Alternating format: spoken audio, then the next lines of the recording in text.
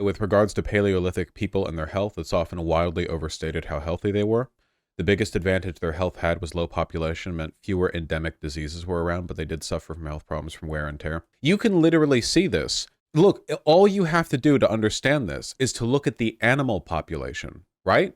Like, if you're looking, even if you're looking at predators, animals that aren't like being killed by others, like wolves or whatever, and you look at them in the wild, a wolf that's kept in the wild is very physically impressive in a lot of ways. And so would a human have been. The average human 10,000 years ago would kick your ass and mine easily their entire life from beginning to end is like moment to moment, like warring against death. Like any mistake at any time, any slip up, anything, any like mistake, like that can be it. They would kick your ass.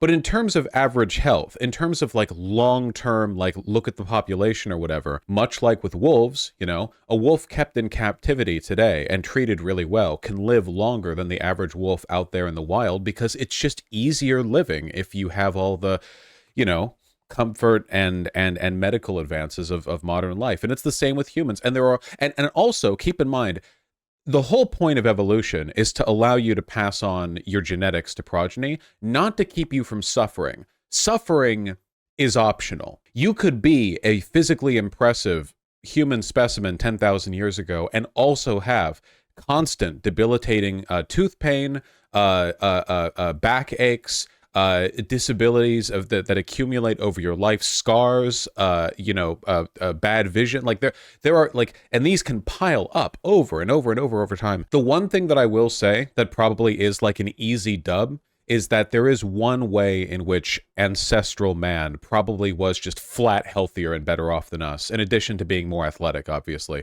And that's their diet, because the food they ate was the shit we evolved to eat, and nowadays we eat a lot of wacky processed food, so as a consequence, there probably are issues with regards to, like, gut health and like vitamin deficiency, maybe, but even then, back then, it's not like they didn't have vitamin deficiency issues. There were probably some ways in which people back then had, I don't know, a more, not balanced diet, I guess, a more, in some ways, there were probably some benefits there, maybe. Less tooth issues on average? I don't know. Yeah, maybe. I'm not an expert. Except for parasites and shit. Oh, dude, ancestral man, you bet you need to be eating like double the calories that we need to eat to survive, because the parasites are getting half that shit, okay? The 50% of the mass of ancestral man is the worms inside your digestive tract waiting to eat the next like deer that you bite down into. Yeah, the parasites are indeed hungry. You think they brushed their teeth? Yeah, they did. They used like sharp sticks and stuff. Well, they used like toothpicks. They didn't have toothbrushes, or at least not reliably, but yeah, you know, you get food stuck in your teeth, of course. Did they wipe? I'm sure there's an anthropological answer to that, but they would have had to, right?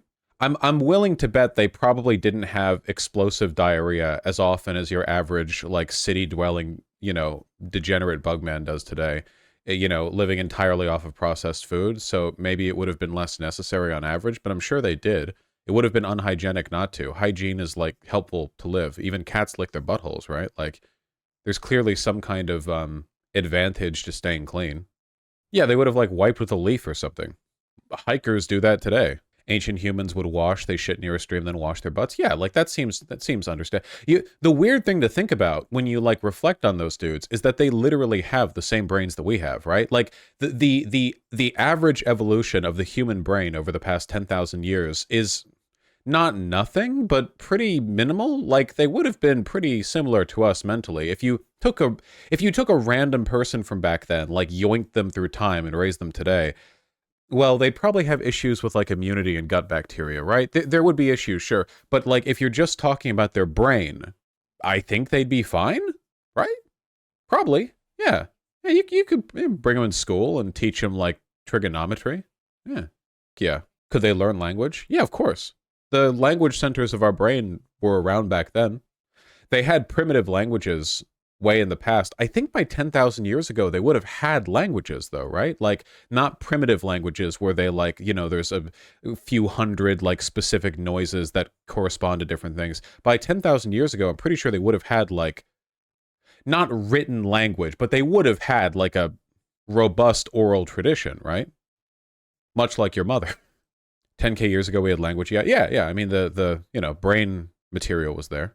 It's also funny because we know peasants took care of their teeth, but we also know small mouth pains would likely lead to death due to dentistry. Well, weren't dental issues a lot more common after about 4,000 years ago? Because when we stopped being hunter-gatherers and started being agricultural, our diets changed, and that would lead to our teeth getting exposed to different stuff more often, and people would get more like cavities, and you couldn't deal with cavities back then except just removing teeth.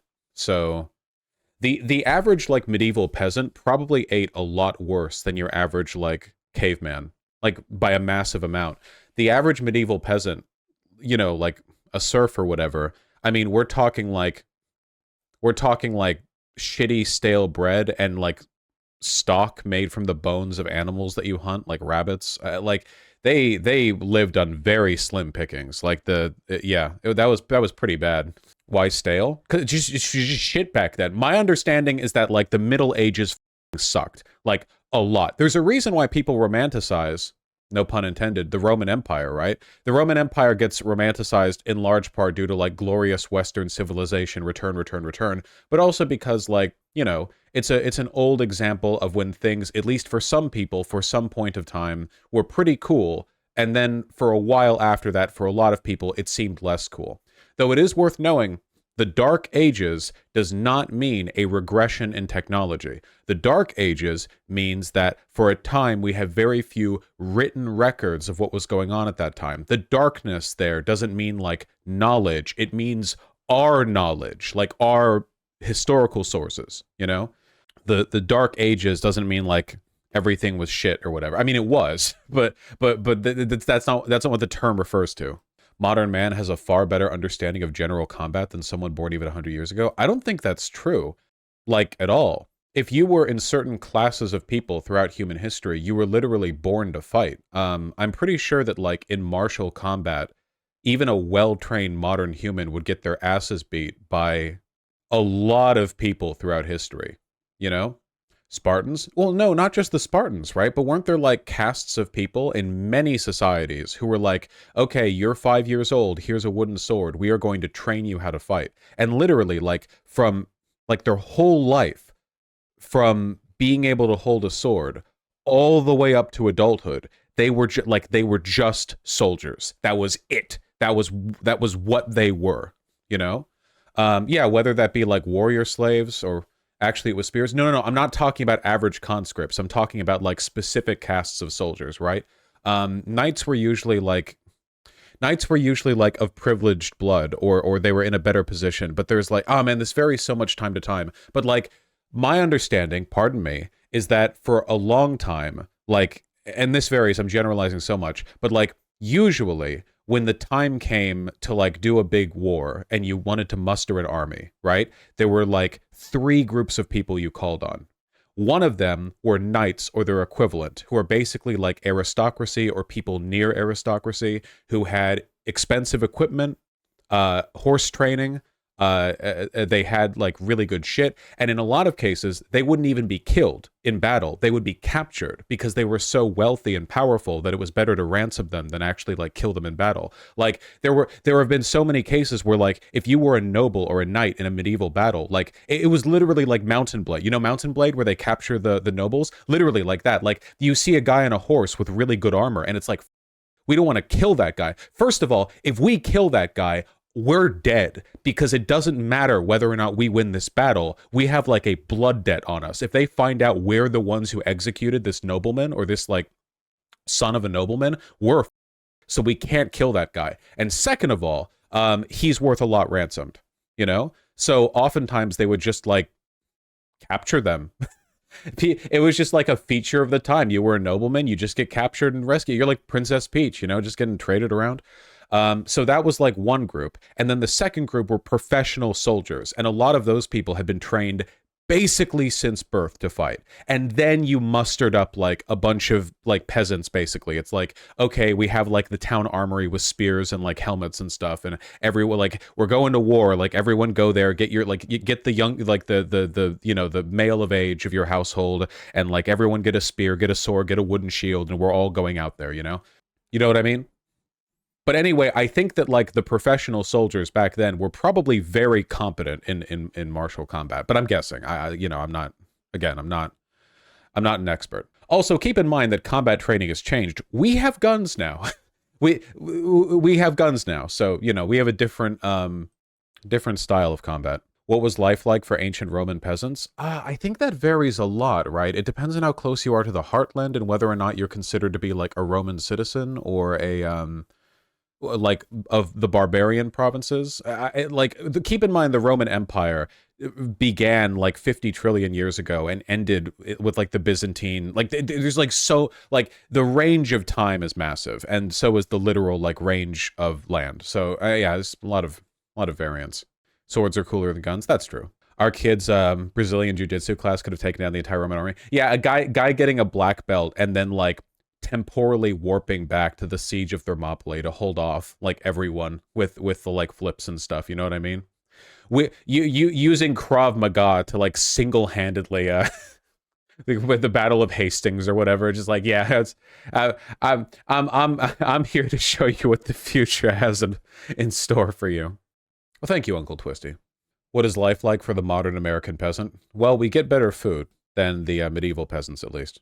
Imagine giving Spartans steroids. Well, that was the thing. I know that people love to jerk off the Spartans because of the incredibly racist 300 movie, and a bunch of other stuff. But like, the Spartans, okay, again, let me know if I'm wrong, but I think one of the things, like one of the reasons people jerk off the Spartans is because it was literally like an entire society of that professional soldier. Also, in medieval battles, most of the deaths would happen after the rout. You would have two big blobs of people approach each other, and then one side would like lose the momentum war, and then they would all flee, and then then a bunch of people would get like stabbed in the back. But the Spartans were a lot more like, I guess, martially disciplined. I don't know. They had a different like code. It wasn't a whole society. Only the upper class were Spartiates. The rest were conscripted into beat shields. That makes sense. Yeah, you can't have an entire like social caste of like super mega warriors. Again, one of the most like return with a V racist ass elements of the 300 movie was the idea that like any Spartan would be offended by the concept of Persians having slaves. Are you kidding me? Do you know anything about Spartan society? That's so historically egregious that it's genuinely like quite racist. Like it would literally be like if you did some kind of like anachronistic history film where like Confederate era generals and soldiers went over to Africa and got really preachy to like warlords there about like Mansa Musa about like the treatment of their like it's insane. It's genuinely insane.